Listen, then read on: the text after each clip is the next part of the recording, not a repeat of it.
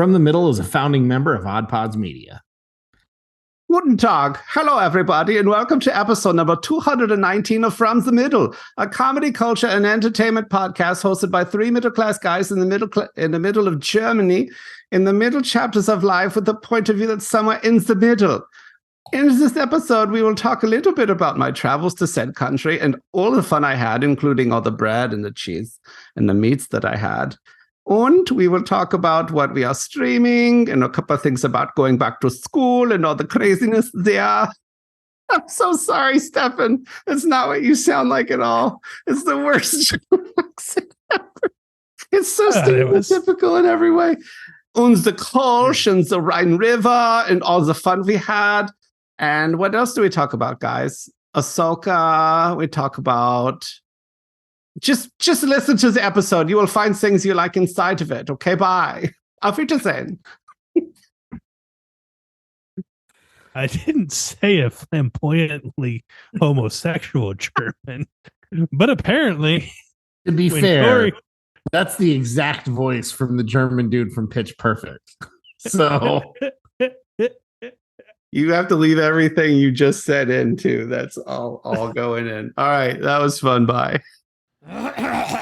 Oh, for the love. Sorry, just clearing my Mountain Dew hole. I got my phone hole cleaned today. That's where you keep it? You're so cerebral and you're so developed and evolved.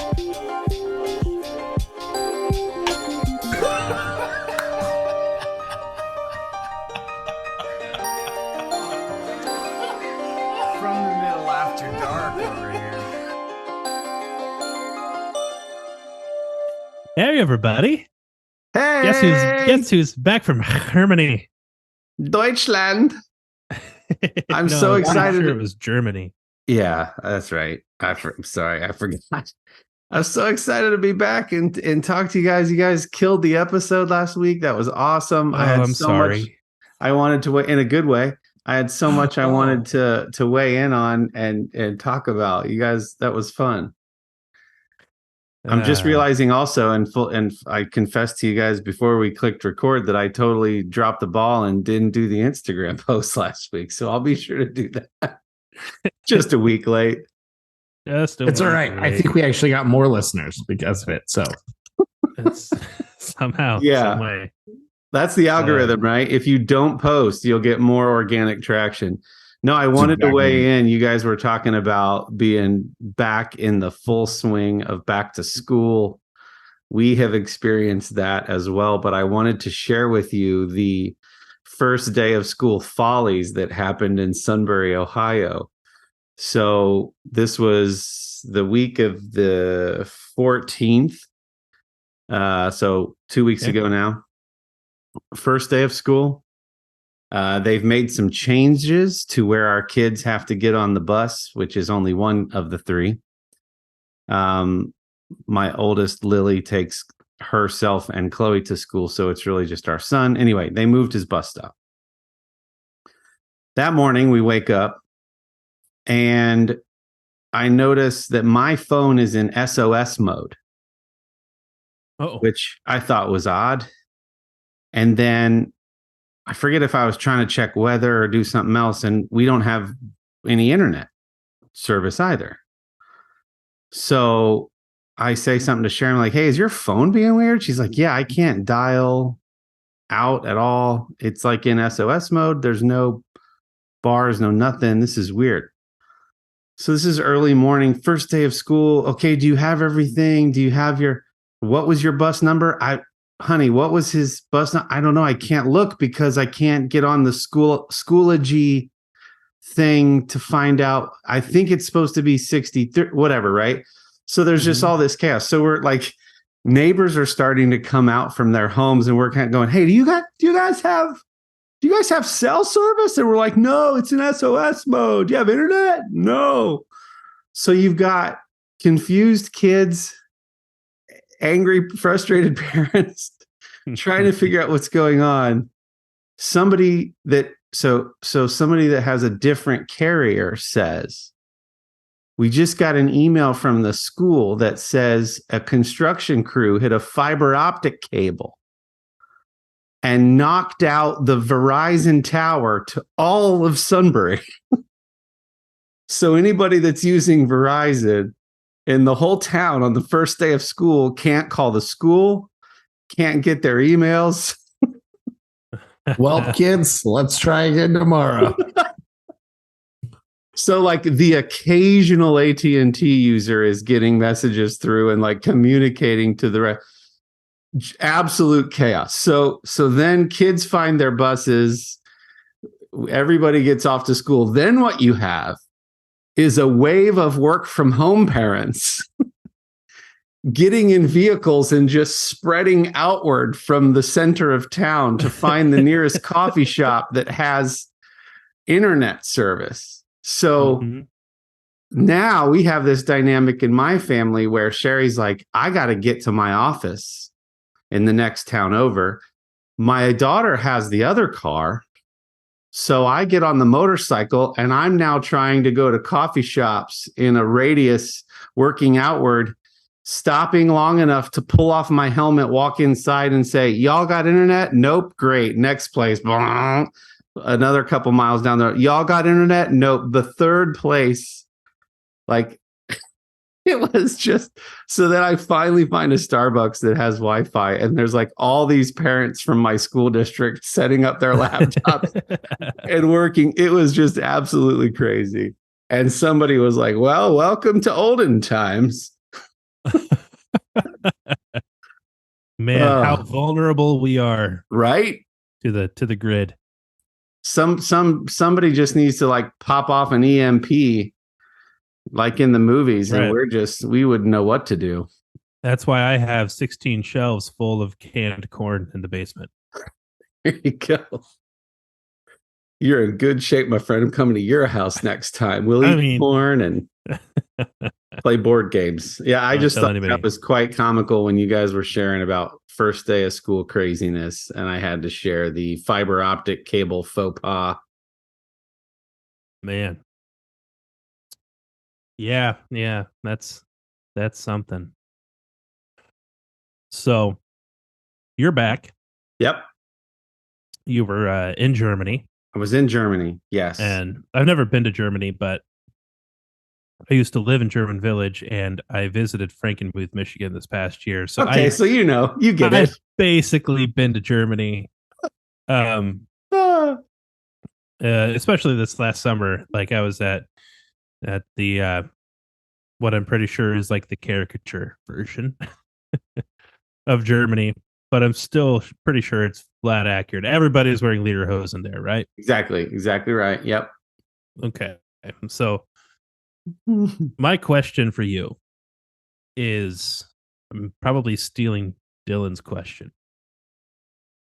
is a food related question. Yep. Are sausages really that big of a deal? I've always wondered this about Germany. Like we have Schmidt's Sausage House, famously in Columbus, Ohio. And so like everybody around here, including myself, assumes German food is sausage and sauerkraut. And that's pretty much it. What's the experience? What's the culture, the food culture in Germany like? I'm so excited to share with you guys the food and the food traditions and the other local traditions. Short answer is there is a lot of sausage. It's not just sausage and sauerkraut. And I also told everyone when I got back, I ate so much meat, potatoes, and cheese over this last week that I felt like I just wanted salads and like those Bolt House Farms juices to just sort of like, and I love meat, potatoes, and cheese, but this was meat, potatoes, and cheese for every meal. And I loved every second of it. But even then you're just like, all right, I feel like I'm sweating all the time. And so I'll give a little context for those who don't remember. Earlier this summer, my friend and former colleague, Stefan, from Germany came and visited for a few days. Shortly after he went back home, I found out that my job was sending me to a video game conference in Cologne, where he lives, which ended up being just a month or two after he was here. So this is his hometown, and I'm now going to Cologne. Cologne is the 4th largest city in Germany with a population of about 1 million people. It's right on the Rhine River, and they are famous for having this very big, beautiful cathedral there known as the Dome, or the Cologne Dome. So there's a big video game conference. I'm going to be there for 3 days. And I'm like, this is great. I can visit Stefan. So I land, you leave Saturday night, you arrive Sunday morning, you lose that whole day, right? Flying through the night. I land in Munich first and then connect to Cologne. And then I land in Cologne around lunchtime. I hung out with Stefan all day that Sunday. It was wonderful. So he gave me like a tour. We walked around. Had so much of the foods, so much of the breads, so much of the meats, and so much of the cheeses. But yes, there is a lot of meat. There is a lot of sausage. There is sauerkraut, but there are other meats and more meats and different breads and cheeses and more breads and some cheeses and pretzels. Oh, yeah. Yeah. Schnitzel. So, I have to share one of my other favorite things that I learned, and I have photos of this. Let me share my screen for those that are watching along on YouTube. They have a fun food cuisine culture thing there called Kölsch. You guys see the photo? No, see your desktop. See your desktop, yeah. Okay, you see the photo now? Still desktop. Still desktop. Okay, try this again. Okay. Preview, image, share. How about now? Oh, there we go. Okay. So Kölsch, spelled Kolcsh, Okay. is a beer that originated in Cologne. Okay. It comes in these 0.2 liter cylindrical glasses, only to be served in these 0.2 liter cylindrical glasses, and only to be called Kölsch if it comes from Cologne, much like bourbon from Kentucky. Other places call their whiskey bourbons, but you're only supposed to call it bourbon if it comes from Kentucky. That's actually not true, but in the vein of that sort of sentiment.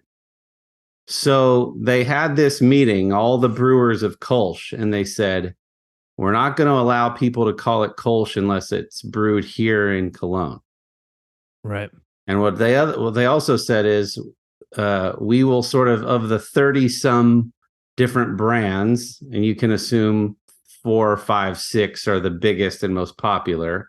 We're going to evenly distribute our brand of Kölsch to the pubs and restaurants in Cologne so that not one brewery has dominance or a monopoly over the thing. Yeah. What's fun about it is, hold on one second, I'm sharing the next photo. The servers, and you can, Kendall, I'm excited to hear you correct me on the bourbon thing. So you see in the next photo? Uh-huh. Okay, so this is out of focus, but the servers of the Kölsch carry this T-handled thing that goes down to like a big circle tray to hold the glasses of Kölsch. It's a beer communion tray with handle. Yes, exactly right. Now, they will just keep bringing you Kölsch until you turn the coaster, till you put your coaster on top of your glass to signal that you're done. If you don't do that, they're just going to keep bringing it. And then the last photo I'll share, and then I'm done, is, you guys see this one? Yeah. Okay, so as he's bringing them, he just puts ticky marks on an overturned coaster. And every time he brings out more, he just keeps adding ticky marks. Now, because it's like 0.2 liters, you're like, we're not drinking that much. But it's somewhere between like an ale and like a Pilsner, I'd say. So you're somewhere in the 4 to 5% category for the glasses. And Okay. I was with one person who said the guy ended up having to do an inner circle of ticky marks once. When they went out, they just kept going, right? Wow. Now here's the last part. Like you would buy a round of drinks for a band doing live music at a place. The tradition kind of is that you also are buying a Kölsch every once in a while for the guy bringing them out.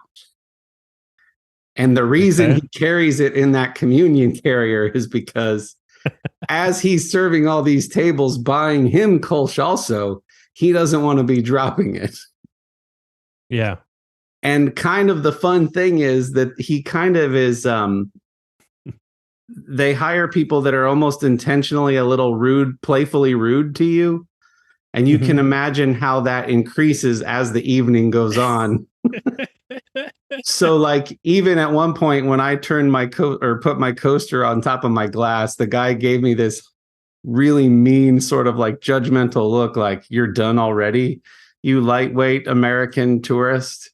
And then somebody at our table ordered white wine, and he like made fun of this person and and then they were talking to the other, oh, can you believe she's ordering white wine? But I loved so much the tradition of, one, they have their own drink. Two, they have their own way that it's supposed to be served. And there's a whole culture and tradition about how you are to consume it and how you are to be buying him one every once in a while. And like it just keeps coming until you do the coaster and the ticky marks. Like there was just all this richness to experiencing their local beer. And it was so fun and enjoyable. And so over the course of 3 days, I discovered that I liked one brand a little more than the others. So then it became, we got to go to the places that serve this type of Kölsch, because I think I like that one better than the other one. This one's a little spicy. This one's a little hoppier. And, you know, it was really fun.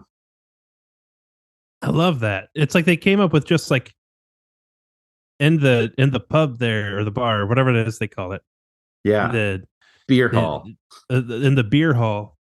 Just a simple little idea of how to dole these things out.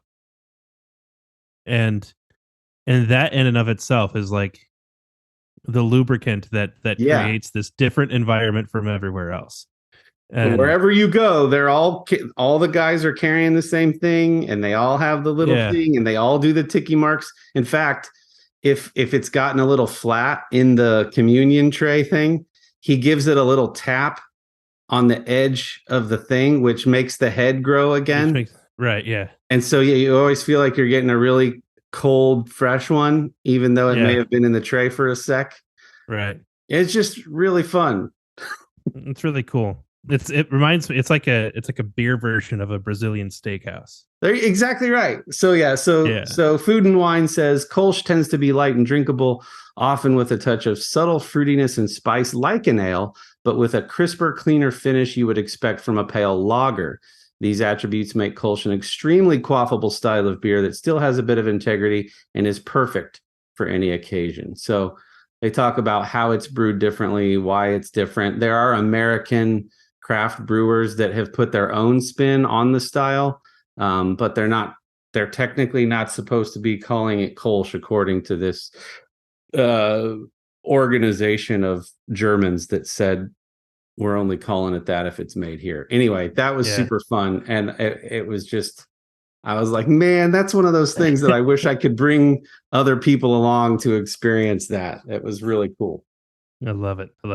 I wasn't trying to derail your whole thing by pointing out the bourbon thing. That was just, it's one of those things we can talk about if we want to, but I don't, whatever. I often wish that I had some social skills where like I can like say something like that really quick, but it's not a big deal. Like I can correct that, but it's not like I'm not like sounding like an asshole.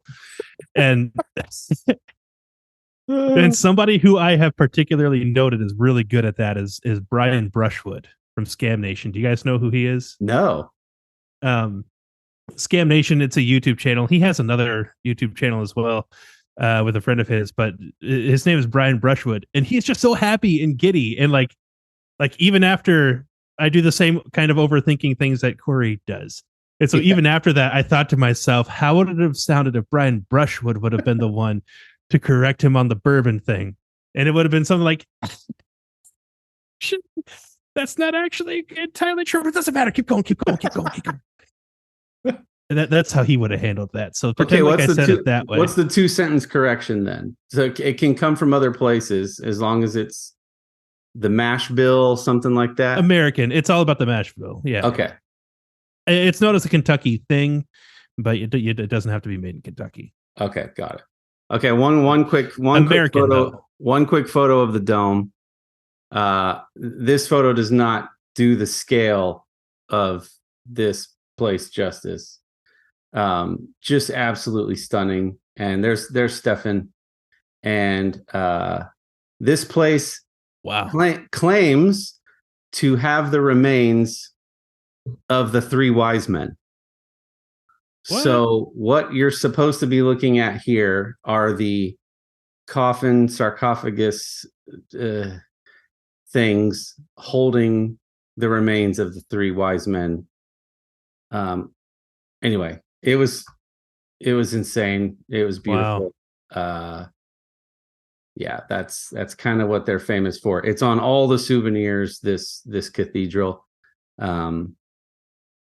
Yeah, very, very cool trip, short trip, but I loved learning about the Kölsch. I am so grateful to Stefan for taking half of a day and showing me around and giving me the tour of the place. So much more we could have seen, I'm sure, but we hit all the hot spots in a very short period of time. I'm glad that Stefan came here to walk from a hotel through bushes to a convenience store, and that you got to see like these beautiful, unparalleled architecture.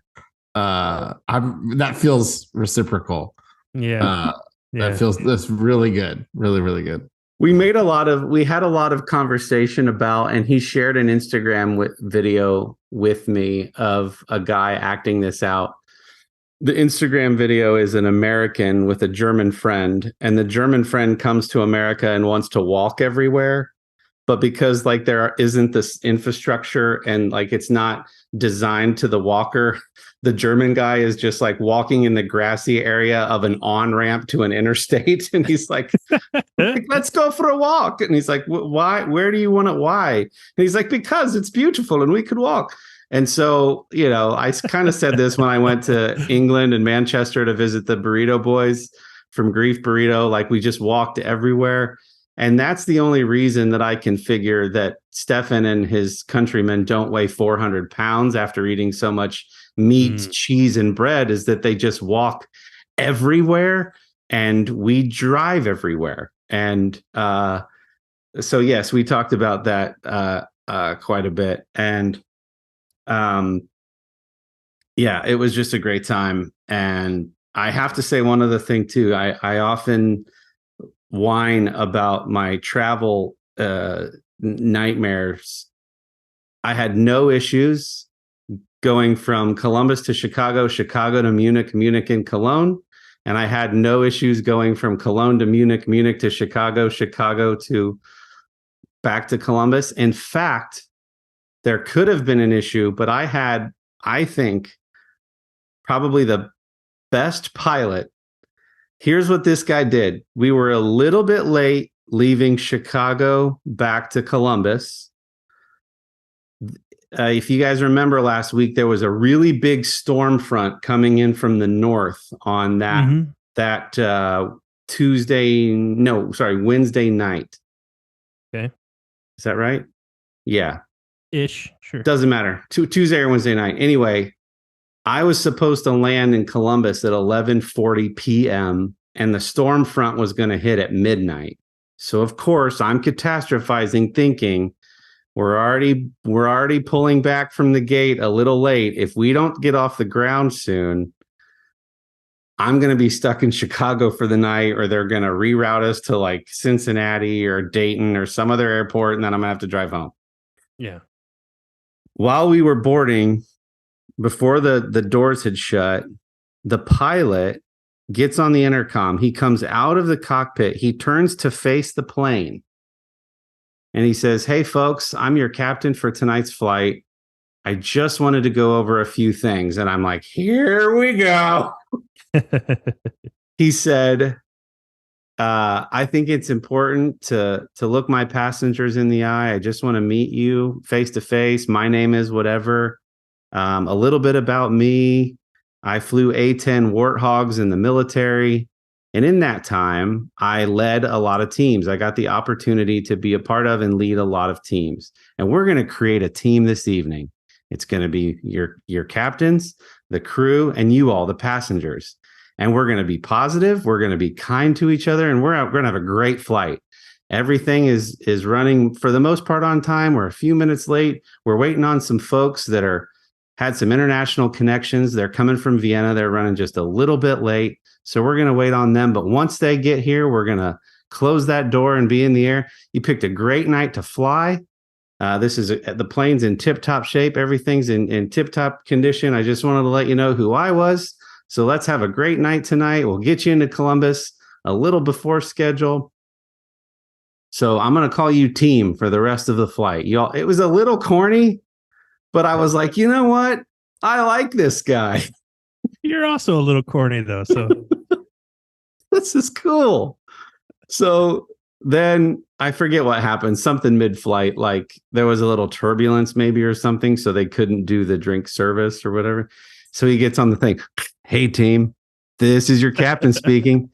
Looks like it's going to be a little too risky for us to get those drink carts out. But as soon as that turbulence stops, we'll make sure that we can go ahead and do that. Everything's looking great. Thanks for being positive, and it was so wonderful. I look forward to getting you on the ground in Columbus soon." Anyway, so of course, we get on the ground in Columbus. I'm so thankful to be home after a very long trip. I just thought, if I miss this last leg after 20 hours of international travel, this is going to be really annoying, right? So he's standing at the cockpit as people are deplaning. And I gave him a fist bump and I was like, "Hey, man, I like the cut of your jib." I didn't say that. I said, should have. It sounds like something he would have loved to hear. I said, "Hey, man, you're a class act." I said, "You know what? I really like that you came out. You addressed everyone face to face. You were very positive. You were giving us the information as timely information." Oh, that's what the thing was. We landed in Columbus, and because of that storm front, a ton of planes from Cleveland had to get rerouted to Columbus, where we had just landed. And so because there was all these extra planes, there weren't enough gates to pull planes into. So all these planes were just sitting on the tarmac. That's what it was. Yeah. So he kept coming on and saying, "Hey, folks, I know some of you you just want to get home. It's been a long day. Some of you have to use the restroom. We're doing everything we can to get you to a gate. Just hang tight. All right, team, just give me another 5 minutes." He was just keeping us informed, right? So anyway, back to me saying, that was really cool that you did that. I really like that you kept everybody positive. I think had he not done some of that corny team stuff at the beginning, I think you would have started losing people a little bit. Oh, absolutely. When you were back on the tarmac and you're just sitting there waiting to find a gate because all these extra planes had been rerouted from Cleveland. Anyway, it was funny and a little corny, but I was like, you know what? I tell enough whiny travel stories that I have to give credit where credit is due when I have a positive experience with United Airlines. And so that was wonderful. And that guy was cool. Well, that is wonderful. I found out today that my father-in-law, who is in Arizona, was supposed to fly back to Cincinnati today. And he was on the plane they were at the airport for a total of 12 hours because there were maintenance problems with the airplane. And then they finally get on the airplane and they're taxiing around and about to take off when all of a sudden weights and balances. There was a problem with the captain had gotten over the intercom to say that like there's something like overheating underneath the fuel tanks. and then he said that like they started hearing this god awful noise coming out of one side of the plane. Oh and my the plane turned god. around and went back to the airport. Oh, So That's one time if you're sitting on that plane and they're like, "Hey, we're gonna have to go back," and you're like, "No, it's fine. Let's go. it's okay. It's okay. We'll figure something. you don't need to explain it. Yeah, you said heat in your engine and awful noise. Okay, team. Let's take a vote. Who wants to go anyway? Who thinks we should give it a shot? Oh man. I love it. This sounds like a wonderful place to take a quick break and listen to some of our friends from Mod Pod's Media. I'm Richie, aka Midnight Agent Raw. I'm Devin, aka Special Delivery Dev. We're the Super Media Bros podcast. And each week, we give a comedically informative take on movies, Music, television, pro wrestling, and much more. Check us out at supermediabrospodcast.com, Apple Podcasts, Spotify, or anywhere else that you can listen to podcasts. Shades on. We're off. Do you guys just ever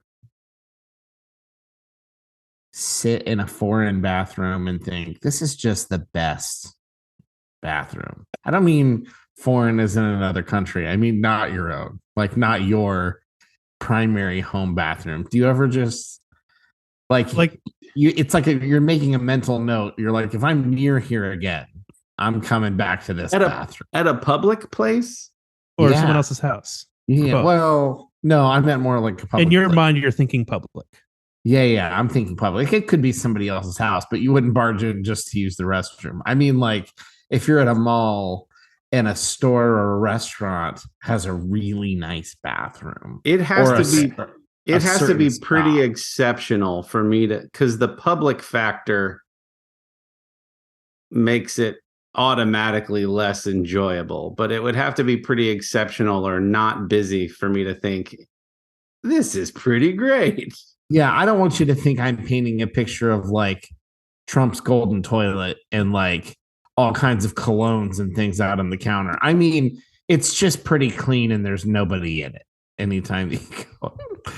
The reason I ask, I've found locally that I don't really enjoy much about going to TJ Maxx, but the fact that 99.999% of the people that walk in there are female means that if I do have to use the restroom at that store, it's always immaculate and there's never, ever anybody near that bathroom. And I just, every time I walk in, I go, this is nice. This is nice. This is the kind of place you save it for. You know what I mean? Like, if you know that that's part of your trip that day. I can see. You know, Dillon walking out the door. He's like, Dillon, where are you going? I have to poop. Do you need to go before we leave home? No, I'm good. I know where to hold it for. I was just wondering that because of all the travel, if there was like a certain airport or store or restaurant where you're like, if I do have to go, This is a place. Well, you've got a mall near you with a Von Mar. That would be like a pretty nice bathroom situation. Right. That's a pretty nice. Not a ton of people in malls if it's not like a Saturday or Sunday afternoon. Yeah. I've been to a few hotels where it was like a ballroom, like a restroom outside the ballroom, and the stalls have floor to ceiling doors. Right. And they're very luxurious and the music's playing and you're like, I feel safe in here. No one's like looking through the crack or looking under the door to see if there's feet visible because I'm not on a phone call or watching a show, so they wouldn't know, as we've discussed in past episodes. And it's like, yeah, if I have to go back through this hallway, I'm definitely going in there again. Yeah. I remember as a kid, speaking of Germany, this was in Frankenmuth, so I assume this is how all the public restrooms in Germany are. they have the two very popular competing chicken places, which are not actually competing because the dirty little secret is they're owned by the same family. But one of them is I can't even remember the name of it. Zender's is one, and then there's the other one. Can't remember the name of that one. Zaxby's? No. Please?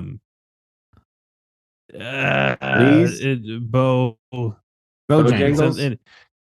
No. No, it's not a place. It's not a chain. Like, okay. Yeah. But anyway, like these are like fancy places. Like they're gotcha.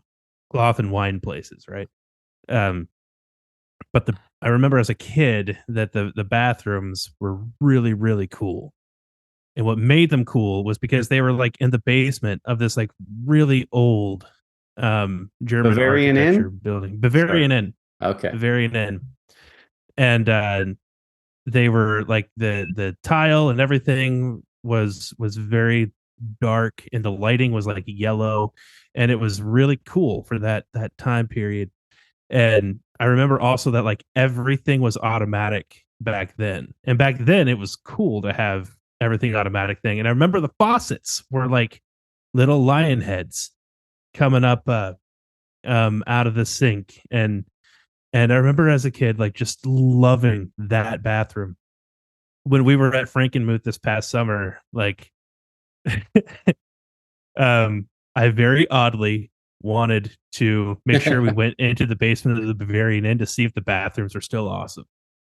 And we did. And the sad news is that they had renovated everything down there. Oh, no. But the good news is it was still cool. It was just modern cool now.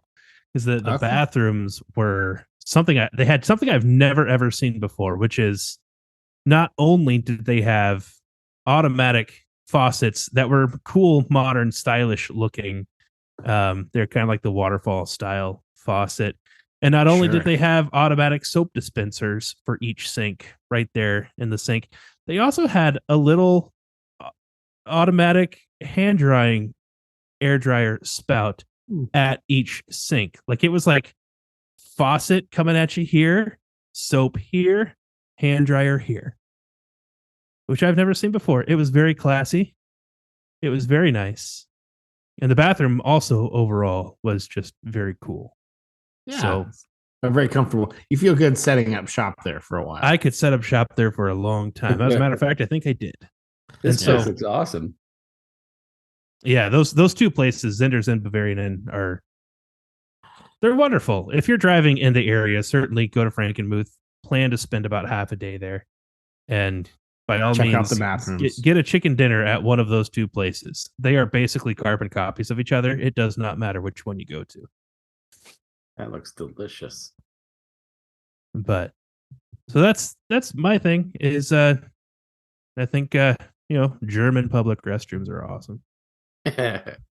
We did do a Bavarian restaurant in Cologne, and I got the Zwiebel of Rostbraten, which is just a big slab of beef on some onion rings, some crispy onion rings, served with fries, and that was amazing. Got a big pretzel with some beer cheese. Oh, so good.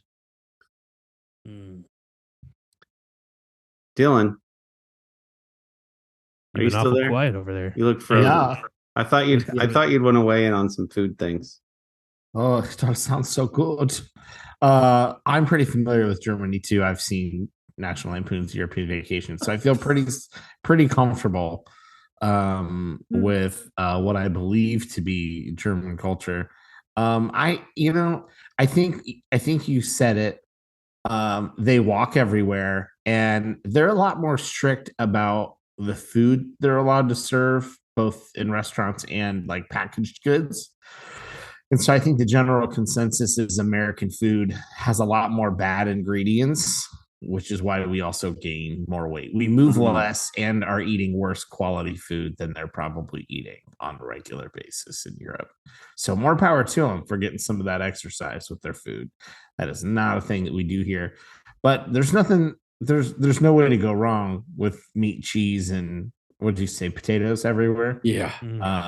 Yeah, that's like my favorite foods. You just 1, 2, 3, boom, boom, boom. So, Here's something I thought was interesting, and I stayed at a nice little 3-star restaurant called Hotel Ludwig, and the breakfast every morning was, and they kind of had it by, you grab your plates, and then they kind of had it in order. And the first thing that you came to was a huge basket of fresh baked bread, like they had just grabbed a bunch of baguettes and little rolls and different types of bread, dark breads from a amazing, like, think of the highest end French bakery, and they just grabbed a bunch of that stuff. So you start with all these beautiful warm still breads, then just a ton of cured meats and cheeses, like almost charcuterie. And then very finely chopped apples, peaches, plums, grapes, I think even cherries, in almost like a fruit mix where they strained off the juices. Not like a salsa, not that finely chopped, just chopped and halved. So it was like a fruit mix with yogurt. And that was pretty much it. At the very end is like a little tiny bowl of eggs, almost like scrambled eggs. Like nobody's going to want to eat those, with some like sausage. But like breakfast, and even Stefan, when I got to his place on Sunday for lunch, fresh bread and cured meats and cheeses, charcuterie like. So that was like breakfast. Not like the English breakfast of like beans and eggs and toast and all that. Right. I thought that was kind of interesting too.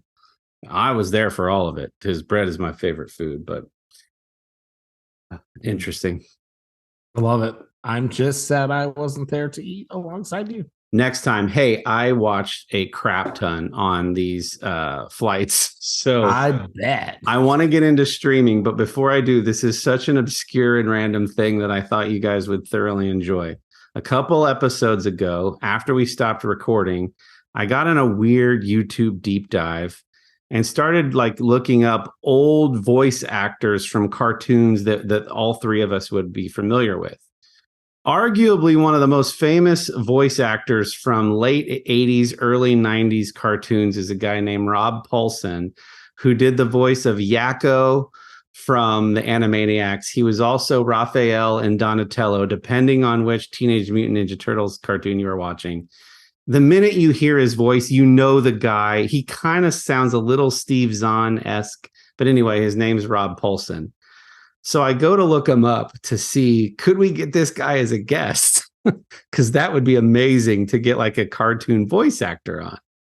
Mm-hmm. Well, then I find out that like he does the Comic-Con circuit as a speaker and voice actor, and does autographs at all these big geek conventions. And then I started thinking, wouldn't it be funny if voice actors took scripts from very serious dramatic movies and read those scripts as the characters that they portray?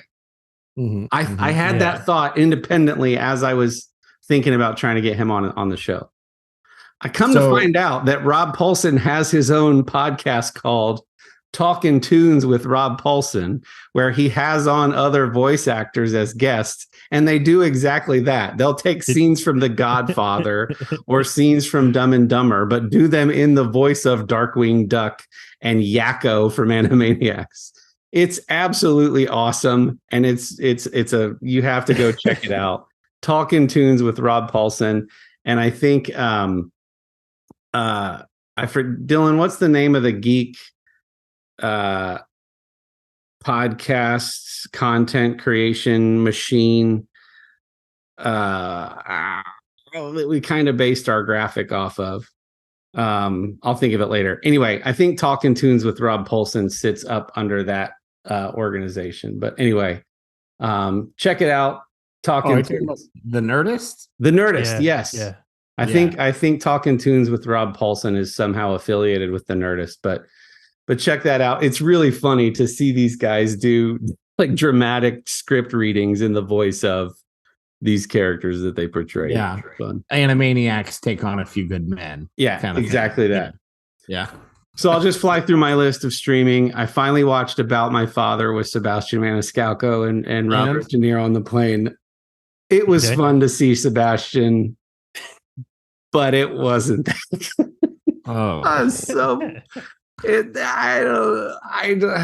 don't even know how to say why. There were some funny scenes. It's for the most part family friendly, but it's not. It was trying a little bit to be Meet the Fockers without being Meet the Fockers. There was a lot of unnecessary voiceover by Sebastian where I was like, let the scene play out. You don't need to talk over the. Anyway, I was bummed. I wanted it so badly to be good, and it just again, there were some good scenes, but for the most part, it did not. It makes me wonder sometimes with those kind of projects, because like Bert Kreischer has The Machinist or whatever. Yeah, it's not not the first comic to like try to do a movie. Are they? Is it just such a new industry for them that they don't have a good sense of what works?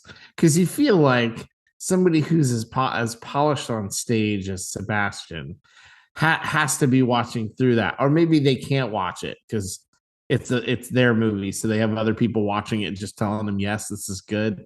Like, he can write material, and that's not the same as acting, to be fair, but he can write material, and he knows what's funny.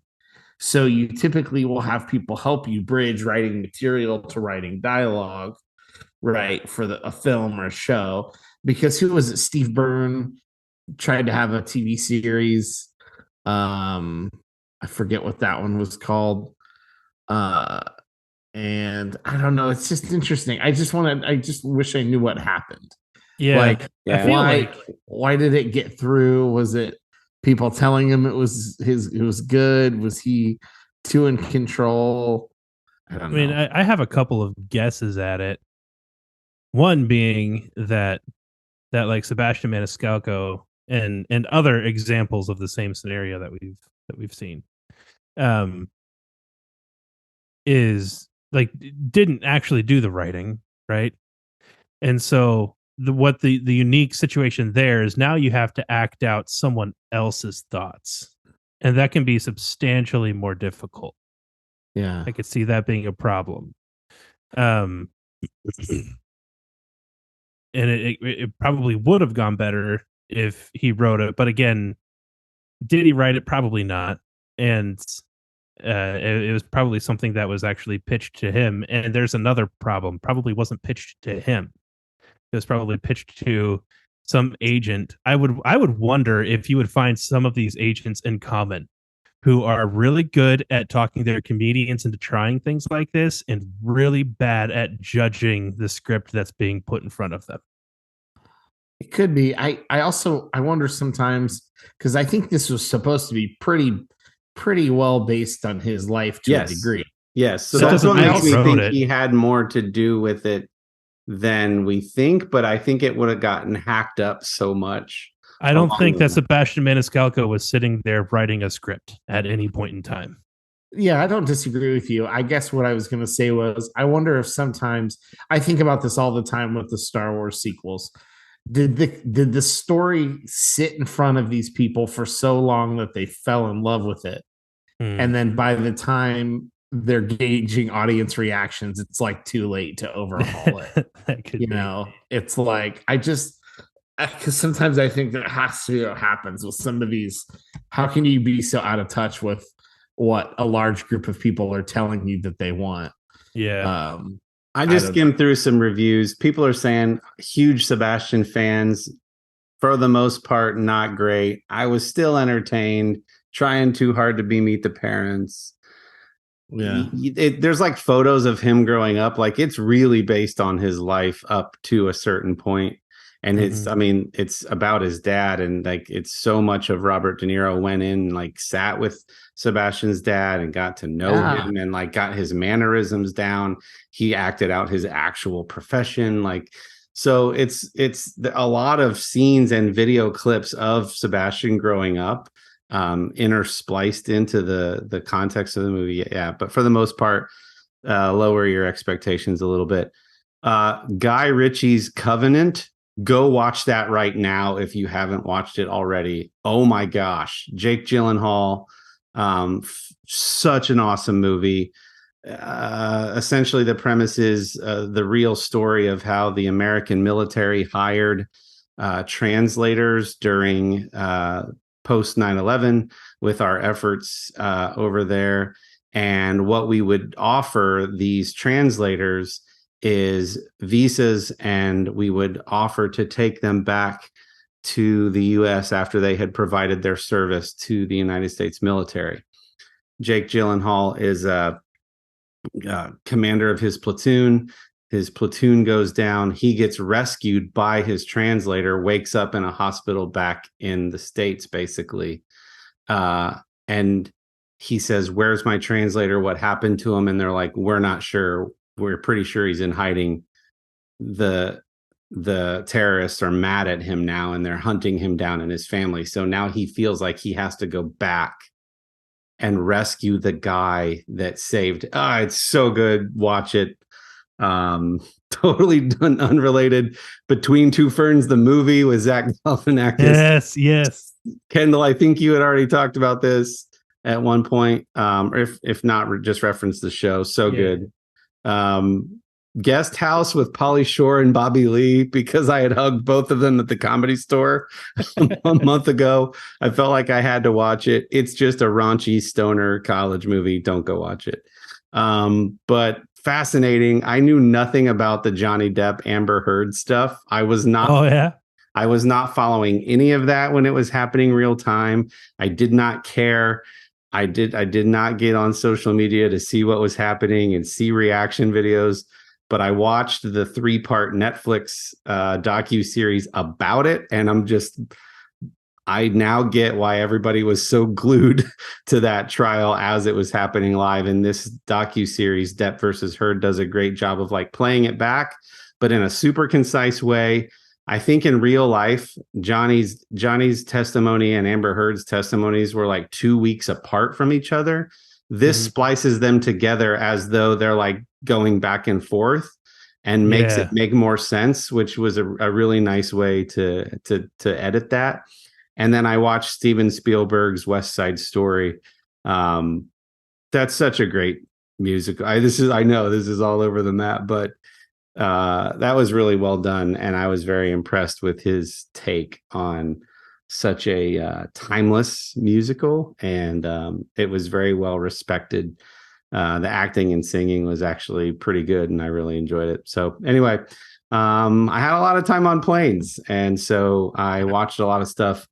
Also reading a book that a friend recommended that I think is changing my life right now, called The Mountain Is You. I'm blanking on the name of the author right now, but I do read. I don't only watch things. And if you guys want a book that could really help move you forward in life, The Mountain Is You by Bree. I'm gonna look up her name. Brianna Wiest, Wiest, Wiest. Check it out. Really good. What are you guys watching? The only thing important to talk about that I'm watching right now is Ahsoka. As of this episode, as of us recording this, only episodes 1 and 2 have dropped so far of, I think, the 6 episodes that are going to be in this. What's weird is, once again, with something Star Wars, social media is making it out to be like there's mixed reviews on this. And I don't see any fans commenting that it's mixed. I see people that have questions about it that they don't understand because they didn't watch Star Wars Rebels, the animated show, or Star Wars Clone Wars, the animated show, which is fine. You don't have to have watched those to watch this, but you might have some questions watching the show, which isn't a big deal. So good so far after 2 episodes. So freaking good. And I can't wait. And it's not even like tons of action in the first 2 episodes. It just feels it feels very Star Wars. It's like, the best parts of Andor that were like, it was just drama, but it was really good drama set in the Star Wars universe and you felt it. That's how this feels so far. It's just really good drama set in the Star Wars universe. I've heard it's less for the kids and more for adult fans. Does that feel true? If you it sounds like maybe it's more thoughtful than a kid thing would be. If I think so far it's only 2 episodes in, so this whole thing could tank from here on out. But like as of this moment, they have it's a lot of talking, so that's going to get rid of little kids. But if your kids are old enough to have watched Clone Wars and Rebels and enjoyed the lot of it, I think they're going to be fine knowing that more is coming. Like, it doesn't mean they're going to be glued to the TV for all of episodes 1 and 2, but I do think they'll enjoy it overall and they'll be waiting. And there's some cool references to some of the stuff that happens in the show. Non-spoilery, here's like the super quick take on what's happening. Ahsoka is a Jedi who trained under Anakin Skywalker, who would eventually become Darth Vader. They've confronted each other after she leaves the Jedi Order. And obviously, part of which is a small part of the reason Anakin ended up joining the dark side. And there's this crew for hire that it's also a rebel cell. And they had confronted one of the Empire's greatest admirals named Thrawn. And Thrawn and a Jedi Padawan basically got thrown to another galaxy, and Ahsoka is looking for them. And so that's really kind of what you need to know to go into the show, that there's people in the show that are part of this crew. That's not a crew right now because they got sort of broken up. And Ahsoka is looking for everybody, because if Thrawn comes back, he'll be one of the greatest threats since Palpatine. And so it's just there's probably plenty of YouTube videos if you don't know what's Ahsoka is about, so go watch one of those 10 or 15 minute things if you want to get into it. But man, it's so good. It's just like for all of the hate that maybe the sequels have gotten, I feel like Disney has shown between Rogue One and Andor and Mandalorian and the beginning of Ahsoka so far, like they really do get Star Wars fans. And I think Dave Filoni has set up some really cool characters that I'm excited to watch progress in this. So I haven't talked about Star Wars at length in a long time, so I felt like I could take a few minutes. Of course, dude. I had to hype Ahsoka a little bit. If you don't know what it's about, don't let that stop you from watching it. Go catch up on YouTube and then turn on the first few episodes. Beautiful. That's why we created this podcast, to talk about whatever we want to talk about. So don't apologize for that.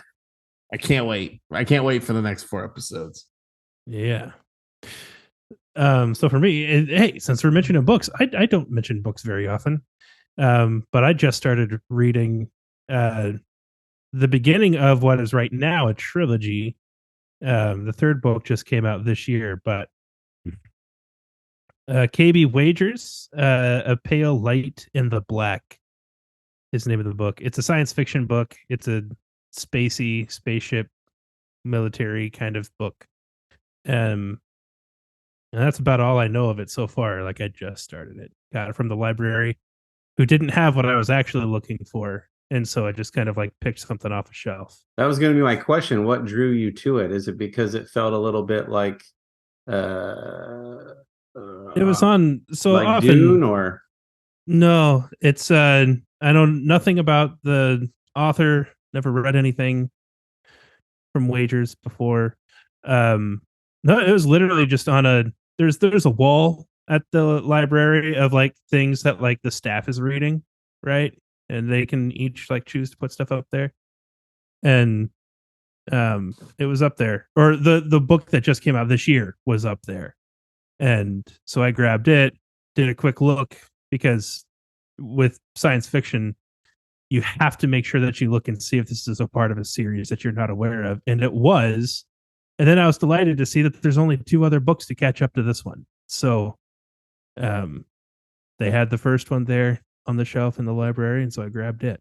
All right. Ready Player One is what I was looking for, but they didn't have it. Nice. Had you seen the movie? I've not. So, and as we pointed out, one of the things that I have learned since like Ender's Game and Dune is I love finding a science fiction specifically book that I can read and then watch a film afterward. Not because I'm not trying to be the book was better kind of person. Sure. I don't care about that. But because like I think it's really cool to think that like you read this book and like they describe and you're reading this whole story about this spaceship or these desert worms or whatever it is. And so in my mind, I have what in my mind that spaceship looks like. And I want to see what like the arts department for a production team like what they came up with, right? Yes. That's really interesting to me. Yeah. So I love that. yeah. So there's That's that. fun. And then watching still just Port Protection. I'm on season 3 now of Port Protection Alaska, which is entertaining. An interesting thing happened that there was like a couple year hiatus between them filming season 2 and season 3, and which means that like some of the characters that I really got to know are gone. And like I had to look up to find out what happened to them, and that really annoyed me. Like I don't know why they couldn't have just told you in season 3 episode 1 what happened to these people. Like that bugged me that they were conspicuously gone. Anyway, they just moved on. The story is of the main couple that I have in mind. They got divorced, and like he was still living there apparently, but his wife took off and is living in Anchorage now. But he doesn't want to be a part of the show or whatever. And so, but still, like, you know, acknowledge that they existed at least. Yeah. Speaking of cold weather and shows we like, season 10 of Alone just wrapped. So the winner has been decided, but I'm already messaging somebody who didn't win to see if they want to come on the show. And I'm totally name dropping Nate Weber. I think my favorite character toward the end, I had a few that I was kind of rooting for, but toward the end, as it was kind of, we were filtering down to the last couple, I definitely had one that I enjoyed watching the most. And it happened to be the survivor that I thought was actually thriving the most in terms of food collection and their shelter. I don't think the person who ended up winning was thriving as much as this person was thriving. I'm trying to avoid giving away who ended up winning. But Wyatt from season 10, if you're listening, we would love to have you. He just seems like a really cool guy who has, it sounds like a very rich personal story and background.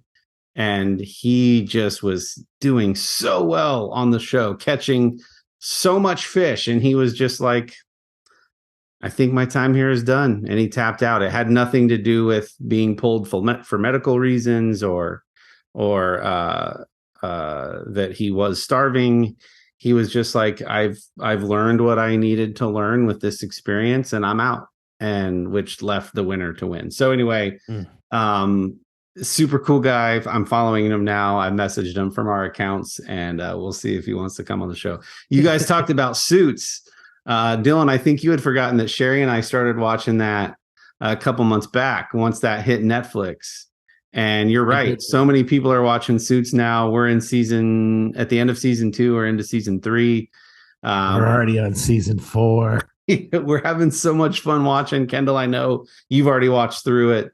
But man, such strong characters in that show. Yeah. And I don't understand all the legalese, but I understand enough to get the gist of what they're saying. Like, oh, they're in trouble. Oh, they're being sued. Oh, they need that guy to say this thing. Yeah. It's funny, like it's funny watching Matt and Brio get like annoyed at Lewis lit for something. Oh, she's like, how can you stand him or whatever? And I'm like, because he's just Dwight. He's gonna have Dwight's arc by the end of the show. Like, and Harvey is just Jim.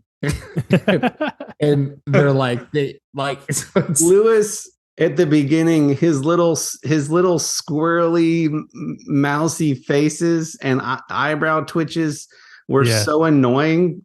But now I find myself laughing at him as like the comedic relief. I'm less annoyed and more just enjoying him more. But man, at first I was like, I hate this guy's face. And like, because I think you realize a lot like Dwight. Like Dwight is certainly accomplished and knows what he's doing, but also just has that level of he lacks the self-awareness, so he also makes obvious mistakes. So he's not like Harvey, where Harvey never fails, and his demeanor doesn't change. He has more of that swing of success to failure.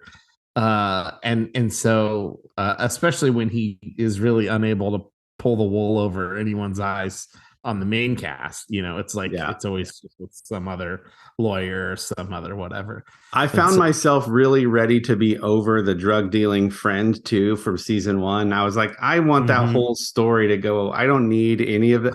I realized that it added another layer of vulnerability to Mike. But I was just like, I don't need any of that story. The girlfriend. I kept wondering about that. And I think he's really great at making you want to punch him in the face. And so he has that kind of face, which is really well cast for the role that he's in. And so I'm like, I think they just made him highly punchable. It was another weakness to Mike, though. You needed Mike to be more at risk somehow, and he was the wild card that could mess Mike. It's Mike, right? The other guy. Yeah. Yep. Anyway, so good stuff. Well, let us know what you're streaming, loyal listeners, and we would love to hear from you. Your thoughts on your travel experiences. Have you ever been to Germany? Do you like meat, cheese, and bread? What are you watching? What's your favorite Rob Paulsen character that he voice acts for? Let us know. What's the back to school experience been like for you and your kids? Hey, thanks, Artius Man, for working with us. We love your products. They make amazing men's grooming products, beard stuff, swag, and all these amazing soy blend woodwick candles that I personally love. It's starting to cool off here in Ohio, so those things make a little more sense now than they did a few weeks ago. Unseasonably hot, by the way, in Germany. Stefan was like, it's never this hot and it's never this humid. Let's walk everywhere. So that was fun. But now that it's cooling off, try those soy blend woodwick candles. It's all made here in Central Ohio with natural products, and you'll be glad that you purchased stuff. So fill your cart at artiusman.com, artiusman.com.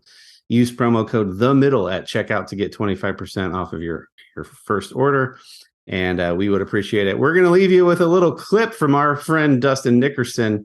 We were talking about back to school craziness, and so you'll enjoy this clip. He's talking about what it's like to be him and navigate back to school stuff. This is the difference between being a parent and a non-parent. I have 3 children that go to 3 different schools, elementary, middle, and high school. Look, they each get progressively less happy as they get older. That was Melissa's artistic choice. So this kid, we take them in, and then we go back. And then after school, we take them in, and then we go back. And then this kid, This is just into school, we come back, into school, we come back. Drop-offs and pickups. Each one of these kids also has an after-school activity in a different location than the school. Again, There, we come home. We go there. At bare minimum, that is 24 one-way trips. 5 times a week. You're an Amazon driver, but the package hates you. Have a good week, everybody. We'll see you next time. Bye.